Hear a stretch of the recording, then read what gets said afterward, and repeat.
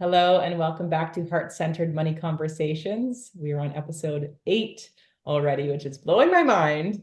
But today we are going to be talking all about making the most out of your yearly tax return. So tax season is upon us. Dun, dun, dun. And in this episode, we're really going to be, Kristen's going to be diving into strategies to stop overpaying the government, which whoop, whoop, who doesn't want more of that? And if you're somebody who is usually typically at the end of the year having to pay a whack ton to the government about readjusting it so that that doesn't happen, strategies around that. And then also if you're somebody who receives a chunk back at the end of the year, amazing, how you can actually go about making the most out of that. So in this episode, basically, we want to put more money into your pockets and out of the government. And so for those of you who don't know, Chris and I, maybe it's your first time tuning into this series. This is the Heart-Centered Money Conversations. And my name is Laura Plahuta, and this is Kristen Mabey, who's a financial coach. And this is a series all about financial wellness, where we're diving into numerous topics around education, around finances. And this whole series is purely education. And the whole intention with this is really being able to give you the tools, the strategies, the resources to empower you in your financial decisions so that you can really set yourself up and your family for an incredible financial future. So if it's your first time here, welcome. If you are back, how's it going? Happy to have you back. How's things been going throughout the series? We would love to hear in the comments. And how was the last episode, which we did budgeting, which I know that was a really amazing episode. Well, they all are, in my opinion. But yeah, how'd the budgeting one go for all of you? We would love to absolutely hear before we go ahead and dive into the tax returns so that we can make the most out of our money. So if you want to pause the video, let us know. We are going to jump right into this. So Kristen, if you want to take it away for taxes, that would be amazing. Yes, awesome. I love if you're jumping off of doing your budget and jumping into this video. They line up perfectly because you need to have everything together for your taxes. So we're going to talk all about not preparing your taxes today, but we're going to talk about the tax return because that's the exciting part, isn't it? Right? So what if you had a plan for your tax return? Often I hear, people are like, oh, I bought a boat, or like, I'm just gonna put it towards debt. And like, they don't really have a strategy for their tax return to make the most out of it. And that's really what we're gonna do. Because, like, what if you can make that money grow for you? You probably want to know about it, right? So, I'm gonna hopefully change your thinking around tax returns today. So bear with me, but I think that you're going to get a lot of value out of this. So first, what we want to talk about is what is a tax return? Because sometimes we don't think about this, but really what a tax return is you're paying your taxes throughout the year. And then at the end of the year, when you file your taxes, the government says, you paid too much to us. We're going to give you a portion of it back. So they're giving you your own money back. So don't think the government's just being nice and giving you some extra money, right? It's your own money that you probably should have been keeping in the first place, but we'll get there. So that's what a tax return is. And the average tax return in Canada is $2,093.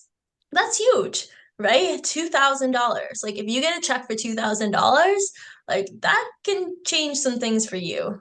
So I wanted to look at this in a different way, right? The average person is overpaying the government. Let's say we're going to round it to $2,100 on a yearly basis. But what if we broke that up into monthly? How much are people overpaying every single month? So it's $174.42 if you want to know exactly. But let's run with 174. So what if you had the opportunity to use $174 in a more efficient way instead of overpaying the government? Let's look at it this way. If I were to come to your house every single month and hand you a check for $174, I bet right away you thought about something that you would do with it, right? Without even having to really think on it. You're like, I'm gonna buy a new vacuum, or I'm gonna do this, or I'm gonna, I really wanted to take the kids to go to this place, right? Like automatically you're spending that money in your head before it's just an imaginary check, right? But there's some people who actually need that money, right? Some people, if you hand them $174 every single month, that could be really life changing. So there's wants versus needs, which we talked about on the last episode. But this could be a grocery bill, right? I know my partner and I, we spend about $150 at the grocery store. There's just two of us. Obviously, families are more, but it could be utility bill, right? It could be things that are essential for people's living, right? So what if we had the power to do something different with this money? $174 a month is nothing to sneeze at, right?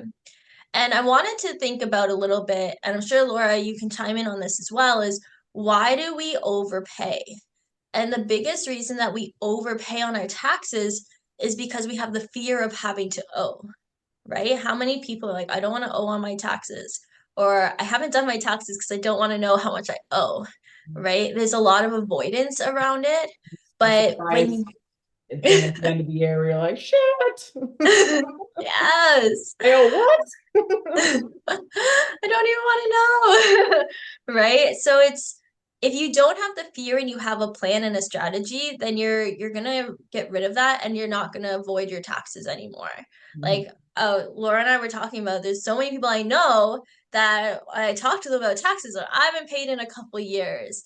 And it's like just because they've been avoiding it. It doesn't have to be this big overwhelming thing, especially because if you just do it year after year, it's not going to accumulate and seem like this big elephant, right? And if you do your So, budgeting, which I'm excited to do so that the tax season becomes easier. yeah, if you do your budgeting, you have all the numbers. So I use a spreadsheet, like I mentioned in the last episode. I literally just give my spreadsheet to my accountant and it has everything added up for them. They plug it into their program and they're like, here you go, this is how much you owe. Like it's super easy because I do it all year round. So, good point. I love that. So, what if there was a way that you didn't owe the government, but they didn't owe you either? Because, like I mentioned, if you get a tax return, it's just because they owe you that money back.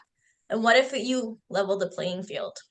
A lot of people don't know that you can actually get your HR to adjust your taxes, how much tax gets taken off your paycheck, so you can pay less, right? Or sometimes maybe you owe money every single year. You can get them to adjust it so they take off more. So you don't have to deal with that tax bill, right? There's a lot of different options there, but a lot of people don't know that they have that option, right? So let's take an example of say you pay $10,000 in your taxes. The average tax return is, let's say, $2,000. So, what that means is if you adjust it, then you can say, okay, next year I'm only going to pay $8,000 in my taxes. I'm not going to get a tax return. But I'm not going to owe any money either because you're paying the proper amount rather than overpaying for the taxes. So that's kind of what that looks like. And you can just talk to your HR about, adjusting that for you. There's calculations that we can do to find out what's that perfect number. I can try to help walk you through that or talk to your accountant and they can help you walk through it's really just a percentage of your income, right? So it will depend on how much you make to find out your tax brackets, these different things. But it doesn't have to be complicated. And you can even play around with it. Maybe you just like, I'm just going to take 5% off less. And then maybe at the end of the year, you're going to see where you're at. Just don't complicate it. Just run with the punches kind of idea. So I wanted to look at why would we like Kristen, why would I change my tax? Well, I like getting a tax return. Why would I even adjust this? And this is why. Because what if you had the opportunity to put it towards some of your goals that you set out from the budgeting, right? What if you invested that money so it could work harder for you and turn that $2,000 into way more money? So let's take a look at this. So if you're 35 years old and you invest that $174 every single month instead of overpaying the government, because this is money that's coming out of your budget already, right? You're already finding that money to give the government. So it just means that you're going to be able to have it on a monthly basis instead of taking it off in taxes every single month, right? That's going to go into your pocket. So that $174, we're just going to use it in a different way. Let's invest that for 30 years, age 35 to age 30. Let's say you're 65 years old. What happens is you would have at 9% rate of return, just under 132,000, $322,000. I'm going to say that again. You're going to have just under $322,000 just by investing $174 at 9% on a monthly basis, which means you're going to be $322,000 richer than you are now. So this is one reason I think personally that's pretty good incentive to adjust my taxes so I get to keep that money rather than giving it to the government. Because the reality is if you're giving them that money, that's $322,000 that you're missing out on. I don't know, but that's pretty significant. It's interesting So too with that, Kristen, because it's like sometimes you can maybe have the mentality around like, oh, well, I'm receiving that, say, $2,000 at the end of the year. I could invest it then or do whatever with it. But I know you've mentioned in previous ones where there is a time factor. Whereas if every single month, just by adjusting that with your HR, you're then able to then, instead of having it come off your paycheck to the government for them to hold on to it and them to invest it, which they probably are, then you can then keep that money and intentionally save it, invest it, and make that money. And then over those months, like over the course of the year, that's where that extra money comes from whatever percentages that you're making with your investments. So I think it's massive if you're somebody who is receiving a return at the end of the year instead of having this like mentality of being like, oh, well, it is amazing that we're receiving this chunk at the end of the year. However, it can be better. It can be even more lucrative with that over the course of time if you really want to be increasing that amount of passive income that you're making, if that's something to you. Absolutely. And it comes down to, in a sense, discipline as well. Is if you say you're like, I'm going to invest that $2,000 every single year. When you have a check for $2,000 in your hand that you didn't really have to work for, likely you're gonna, well, I'm just gonna do this. I'm just gonna use a little bit for this, right? But if you set it up on an automatic schedule, it's really gonna get you to where you want to be. So you can invest that at the end of the year, but then you don't have all that money that can grow over that time, right? You have to wait, like it's a one-time investment. And one-time investments can be good if they're a huge lump sum, but if you can do it kind of throughout the year, I know because we talked about this with RSP loans, but it's different because with this, you're paying it throughout the year instead of getting it at the end of the year and dumping it in. It only works out to a benefit of doing a lump sum if you do it before you would have made all those payments, right? Did I explain that okay, Laura? Does that make sense? For sure, yeah. Yeah, okay, perfect. So it's the lump sums are really good, don't get me wrong, but it's only if you're doing a lump sum before doing the monthly payments instead of doing monthly payments in doing a lump sum later kind of idea. Or if you already have monthly payments kind of going out and you're like, okay, I want to throw this extra lump sum onto it. Like, yes. Yeah. Yes, that's good. I love that. So I wanted to look, I love numbers. If you don't know that about me already, but I wanted to look at, I was like, well, I wish I knew this sooner, right? With most of the things we learn around finance. What if you started doing this right out of university? Say I use the age 23, that's when I finished university. You're 23 years old and you're going to do this, invest $174 every single month till you hit age 65. It's going to be a 42-year period that you're going to do this. I'm sure you probably can't even guess this number. No. So if you do this at that same 9%, you're going to have $988,763. Crazy. Let's round that up. $989,000 come retirement just because you were putting this money away instead of giving it to the government. Yeah. I don't know. It's like, Crazy. how do I become a millionaire? This is how you become a millionaire. Yeah. And very So simply. there's the secret. You Very wanted the simply. secret? So if you have Right? anybody in their early 20s, send them this video, send them this series because you will friggin' save them so much down the road. Because they have a longer period of time for that money to grow. I literally have a PowerPoint presentation that I do with my younger clients. It's like, let me teach you how to become a millionaire because Yeah. they have so much time. It doesn't have like $174 a month. You're 23, you have no responsibilities. You're living with your parents. Like, tell me Yeah. you can't put $174 away every single month, Yeah. right? Absolutely. So it's really important to just look at things a different way, right? And so if you're like, okay, well, I don't get $2,000 back, Kristen, how do I figure it out? Take your tax return, divide it by 12, and put that much into an account every single month, right? But you got to make sure you're investing it in the right places. And I know we need to do an episode on that for sure. And what you So, just said, Kristen, about taking the amount, dividing it by 12, they would also have to go into their HR to adjust the number as well as doing that. yeah, absolutely. Okay. So what you would do is you would like figure out how much that monthly amount is, but then adjust it so you can make sure that those extra taxes aren't taken off. Thank you, Laura. That's really important. So, okay, that's one side is like this is future planning because you probably didn't do that for 2023, but you're gonna do it for 2024. If you choose to, do your research, all those things. This is educational. So I also wanted to look at, okay, well, Kristen, what if I do get a tax return? My biggest thing for you is don't go buying a boat, right?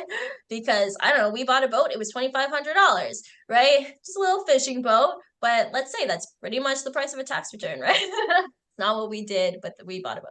So Don't go buy a boat, but don't we bought a boat. we didn't buy the boat with the tax return, okay? It was one of the goals. It was one Yeah, of the yeah. goals.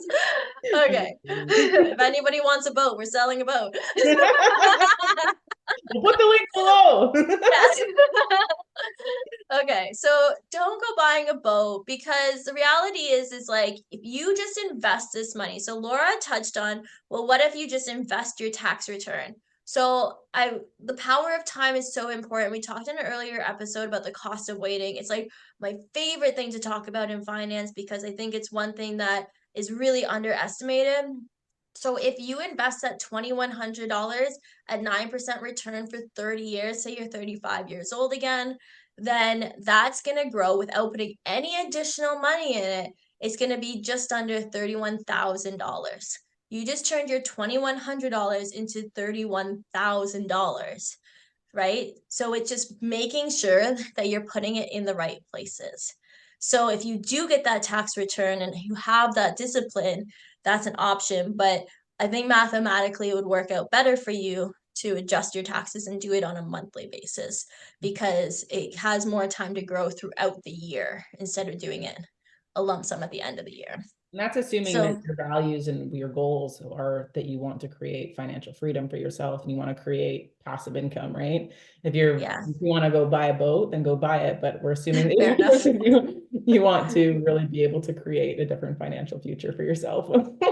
Or you're in a place where you're like, okay, well, I'm going to invest it and let it grow for 5 years and then I'm going to buy a boat, Yeah. right? Because then Or maybe you're he's got buying a a whole boat. bunch of abundance. You're here because you want more. You're like, I've already got a Right? whole bunch. I can buy a boat and I'm gonna do this. Yeah. Always room for both. Matching ski do. Yeah. Yeah, Right? You're doing all the things. So yeah, obviously it depends on what your goals are, but I imagine that you're here because you have some kind of saving goal, right? yeah. So these are some options for you. So you could put it towards debt. Sometimes I hear that often too, but you have to run the math because often what I find, and stay with me for a minute, because interest can be a good and negative thing. It's used in two different ways. So you can pay off your debt and maybe you save some negative interest that you would have been paying towards the lender. But what I have found when I've run the calculations is if you invest that money, the interest that's going to grow over a long period of time is going to be way more than the amount of money that you would have saved, the interest that you would have not paid to that lender.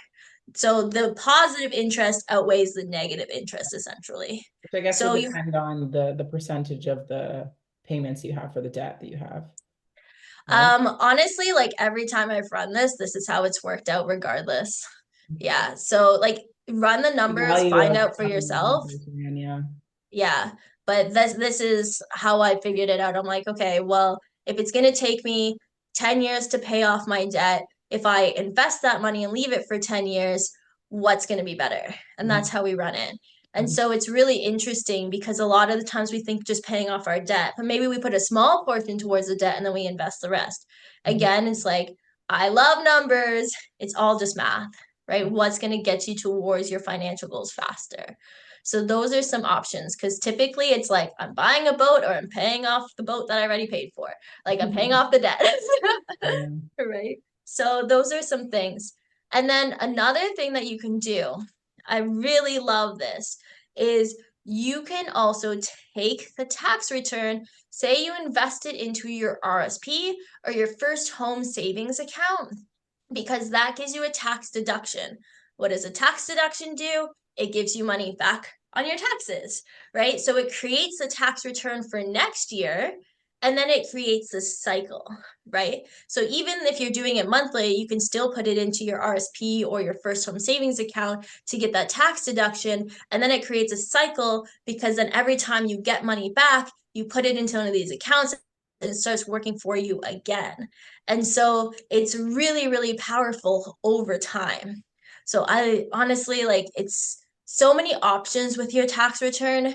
Just being mindful of what your goals are is going to be what you need to do to discover the best way that's going to suit you. Like there's obviously a lot of options, but those are two options that you could consider is doing it monthly or actually investing that tax return into a registered account like an RRSP and trigger another tax break for another year.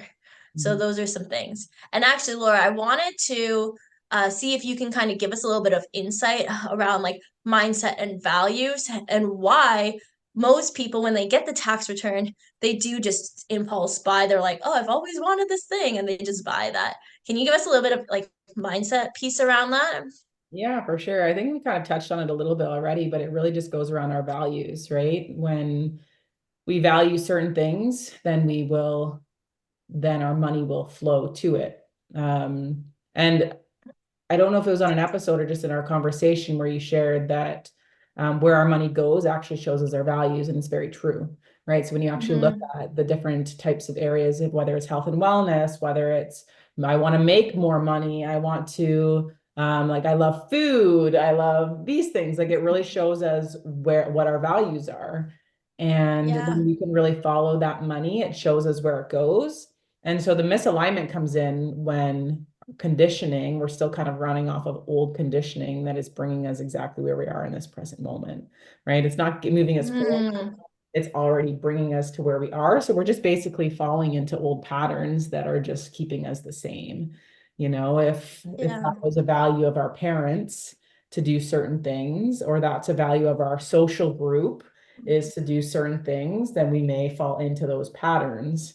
Or maybe they're emotional Yeah. purchases, like maybe I'm just like feeling have a lot of emotions pent up and I'm gonna go and buy the thing on Instagram that comes up for that quick dopamine hit. So it can be a whole bunch Yeah. of different reasons when it comes to what we do with that kind of that lump sum, but really like being intentional about it, like sitting down and taking like some time to actually ponder what you want to do with this money is really the best idea, because then you can really tune into, okay, what is important to me now in this moment, and then move Mm-hmm. forward from there, right? If I have been somebody who's Yeah. been working like a dog, I've been investing my money, I've been doing all of these things, and I'm like, I really want a vacation. I really want to go away. I want to be on a beach. I want to go kite Yeah. surfing. I want to go do this. Then, hey, take it, do it. You've already been doing kind of the other pieces that are in your values that align with you. That's something that you want. Yeah. However, if it's something that you're really wanting right now in your life, where you're like, I'm seeing the need that I need to increase my finances, I need to be able to create a greater financial freedom for myself, for my family, for generations to come, then that's Mm, definitely something that you want yeah, to kind of focusing on and being intentional about, which is for assuming why people are really here learning this information. I know even for yeah, me too, like that's definitely something I've traveled, I've done all of these things, and now it's like, okay, now is the time to be able to sit down and be intentional about all of this stuff that I didn't learn before, so that I don't have to yeah, continue with that story of being like, oh, there's only certain people that can become millionaires in their lifetime. It's not me. Like, no, that's just a story. yeah, Like we all have the yeah, potential of doing anything that we want when we're intentional about it. And we're blessed with all of the resources abundantly here sitting in front of us online these days. So it really is just that intentionality, yeah. really tuning into your own values. Yeah, I think that's so true. I just wanted to touch on the whole vacation thing because I think vacations are really important for your mental health as well. Mhm. Just to recharge, get out of your environment, even if it's like I'm going to a cottage or whatever that looks like.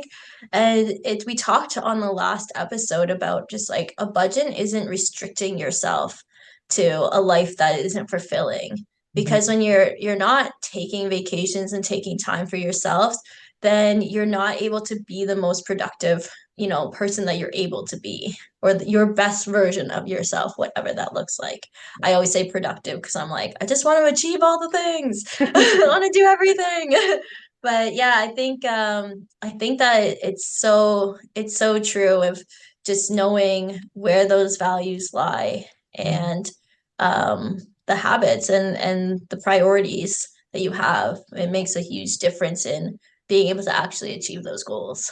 Yeah, and as humans, like So, we have to learn through experience. We usually swing from one end of the pendulum to the complete opposite so that we can find that yeah, middle ground as well, right? So it's like we have to go through those yeah, experiences before we're like, okay, no, like this is where I want to happily be balanced and living. So being able to go through the yeah, experiences of what we need to experience, but then intentionally coming back to the center of what that looks like is so important. yeah. I think 100% because like sometimes you can't be on the plane of I want to save for my retirement until you've gone through these emotions, 100%. right? Yeah. It Sometimes you have never to would have get like been so possible. frustrated. Yeah. Yeah, yeah, absolutely. I think it's just like knowing where you are and just being okay with that because our intention with this whole series is to never be in a place of, oh, I wish I knew that, or I feel guilty I haven't been saving, or anything like that.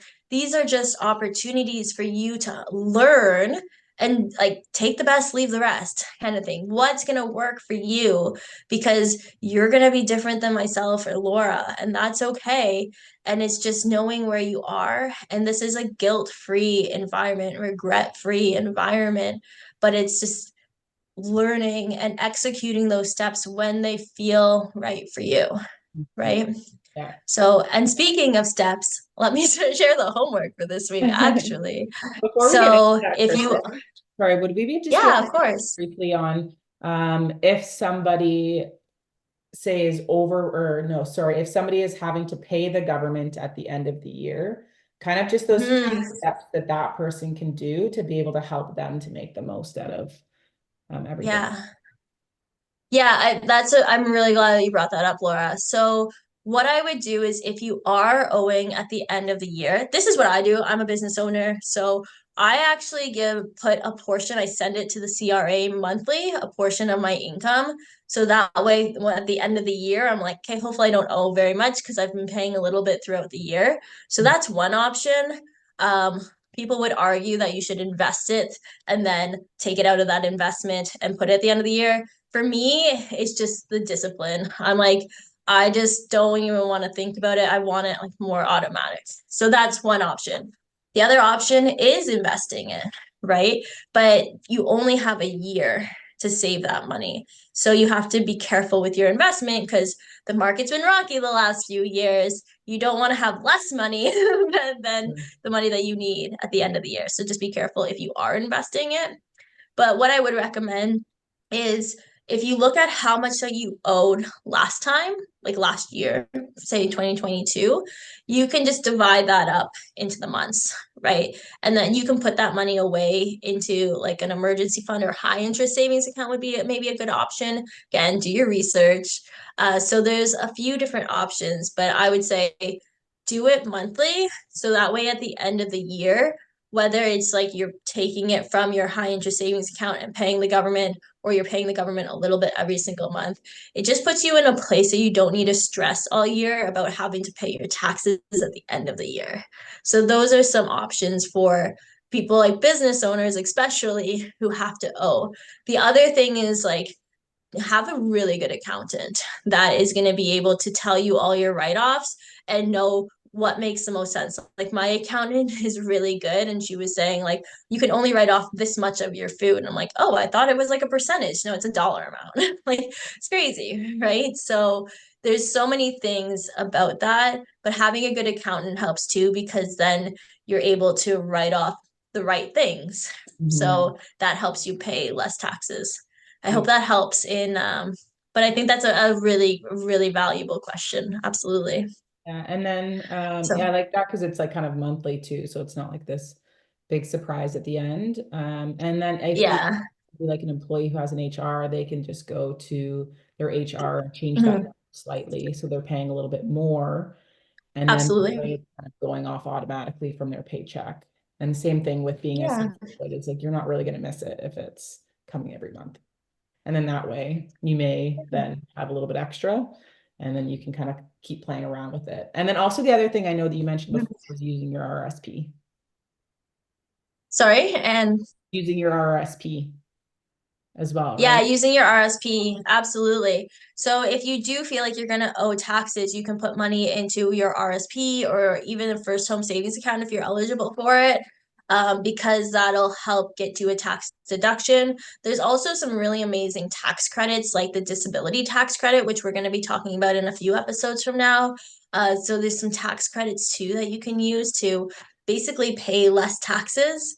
And so just kind of knowing these ins and outs. And that's again why it's really important to have a good accountant because your accountant can tell you if you put this much into an RSP, then you need to owe this much. If you put this much, you don't need to owe. They can kind of run those numbers for you. But again, listen to the RSP episode because RSPs, they can be really good, but they might not work for everyone. So Cool. yeah, that's great. Katie, awesome. Thanks so much. Beautiful. Yeah, absolutely. So the homework for this week, or actionable items, is first discover how much you want to reduce your taxes by. So basically, if you're overpaying the government and you're getting a tax return, find out kind of that sweet spot. Consider investing your tax return, either on a monthly basis or on a yearly basis if you're going to do it that way. And then also start preparing for your 2023 taxes because they're due at the end of April. So it's coming up quick and it just will put you in a place where you're not like, oh, now I owe 4 years. So just make sure that you start preparing it. The last two episodes should be really helpful for you to kind of make sure that you're on that track. If you're watching this later in the year, maybe you didn't catch it right when it came out, do your taxes. So that's my advice to you. So is there anything that you wanted to add, Laura? I don't think so. I think that's amazing. If anybody has any questions, feel free to put them in the comments as always. And yeah, I think that's it. That's amazing. Looking forward to Beautiful. doing Well, my thank taxes this year. there you go. Yes. Thanks Taxes. to this Love beautiful it. woman. Oh, thank you. I appreciate that. I And learned thank you so much from everyone you. for joining us. It's been honestly such a pleasure to be able to have the opportunity to share all this information. Laura and I know we're really grateful to be able to do this series and help to educate. So subscribe and follow for more if you're loving this content. And even we'd love to hear in the comments maybe what's the most valuable thing that you've gotten so far. And just really feel into your heart around your finances. And we'll see you on the next episode. Sounds See you good. next time. Listen, bye, everybody. Bye.